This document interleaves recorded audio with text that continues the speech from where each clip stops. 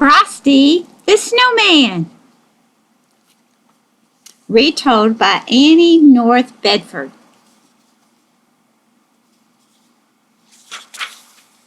About Frosty. Frosty the Snowman was born in 1950 as the subject of a record album. He soon became enormously popular with children and adults alike. He starred in his own television special, and he made numerous appearances in Thanksgiving and Christmas parades. Unlike other snowmen, Frosty is at home even in the warmest parts of the world. Let's read about our story. Frosty the Snowman came to town one bright, cold winter day. The first real snow of the winter had fallen the night before. In the morning, out came the children. They wanted to roll in the snow. Round and round the snowy yard they rolled with the snowballs. Soon they had two big, fine ones.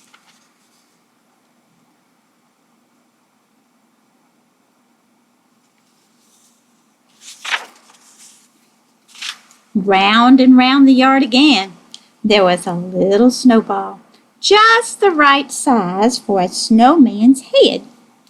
Billy ran home and brought 2 bits of coal for us to use for the snowman's eyes and 2 bits for his buttons. Sally gave him a button nose and an old straw broom. Tommy brought floppy galoshes and a scarf for the snowman. Joe brought a pair of old red mittens to wear.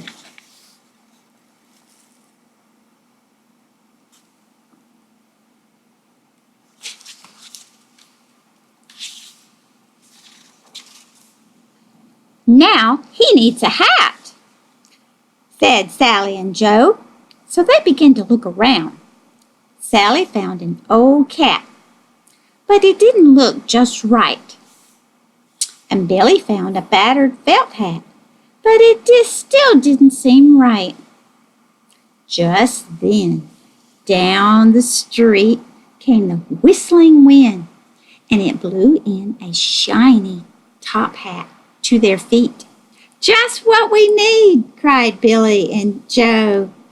"It's magical," said Billy and Tommy.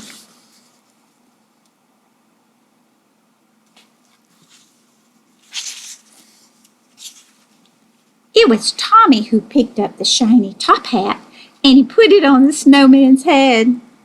Zing! Tommy's hand sprang back with a shock. "It's magic!" gasped Tommy. "And so it is," said a voice, in a deep, chuckly voice they had never heard before. "And a pleasant sort of magic, I do say so myself." "It's the snowman," whispered Sally. And so it was. "Frosty the Snowman, at your service," he said. And that was how Frosty the Snowman became alive.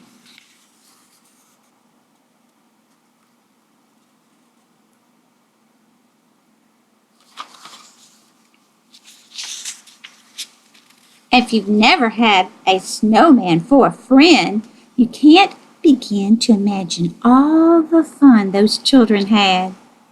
Frosty took them sledding.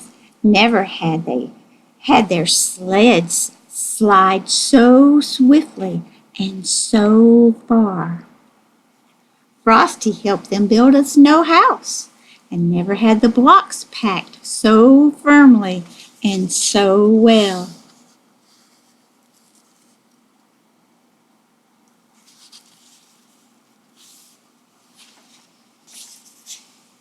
They all went out ice skating, and the magical part was that while they were with Frosty, the children could stay out and play in the snow and never get shivery cold.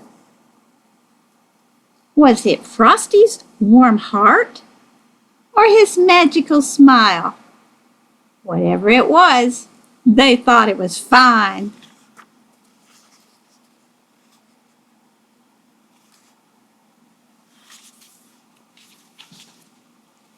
Each morning, when all the children came out to play, Frosty had a wonderful plan all set. One morning he said, "Let's go shopping today. I've never seen a store, you know." So they all joined hands and away they skipped off toward the town where the shops stood in rows.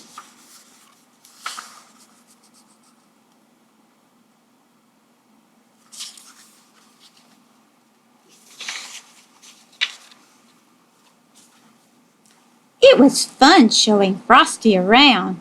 He thought every window was wonderful. All around the town they led Snowy Frosty that day, while the warm wintry sun shone down.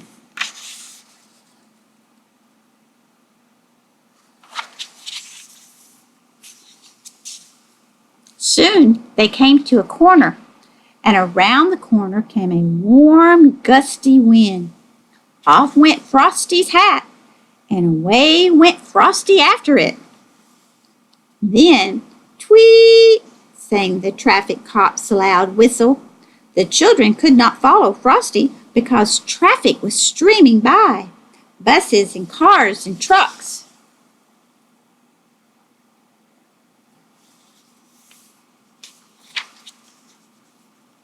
"Tweet," went the traffic cop's whistle again. The crowd stood empty before them now, but there was no sign of Frosty. Only his top hat had rolled down the street all by itself in the melting snow.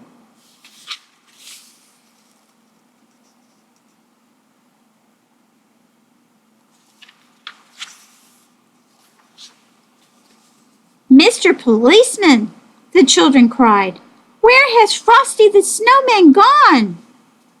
"Oh," said the policeman, "Frosty the Snowman has gone away where all snowmen go on a sunny day. But he'll be back at your bidding and call whenever great heaps of snowflakes fall."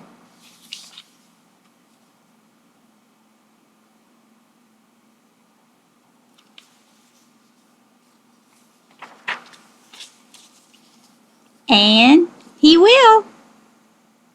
Bye-bye.